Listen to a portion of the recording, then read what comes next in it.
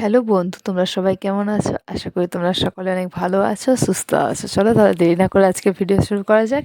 শুরু করার আগে এই চ্যানেলটিকে নতুন নতুন ভিডিও পেতে সাবস্ক্রাইব, লাইক আর শেয়ার করে দিও। চলো তাহলে আজকে গৌতম বুদ্ধের বাণী শুরু করা যাক। বন্ধুত্বের জন্য গৌতম বুদ্ধ কী করে বলেছেন, কাউকে কটু কথা বলবে না, কারণ সেও কটু প্রত্যুত্তর দিতে পারে।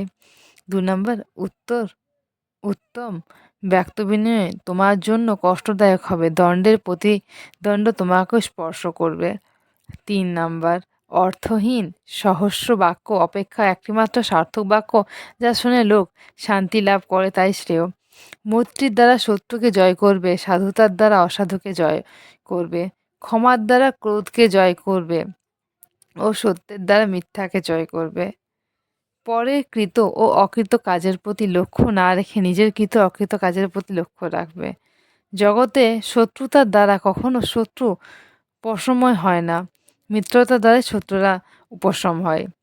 চিন্তার প্রতিফলন ঘটে স্বভাব বা প্রকৃতিতে।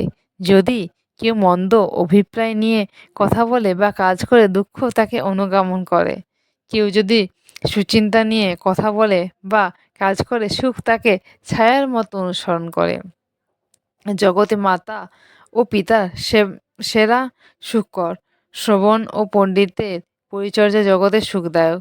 গৌতম বুদ্ধের বাণীতে আমাদের চিন্তাধারাকে অনেক এক এক নতুন মার্গে নিয়ে যায়, যার দ্বারা জীবনকে এক উন্নতিতে নিয়ে যায়। গৌতম বুদ্ধের চিন্তাধারা বাণীগুলি হলো রণক্ষেত্রে সহস্র যোদ্ধার উপর বিজয়ীর চেয়ে রাগ ক্রোধের বিজয়ী বা আত্মজয়ীর বীরেই বীরেষ্ট।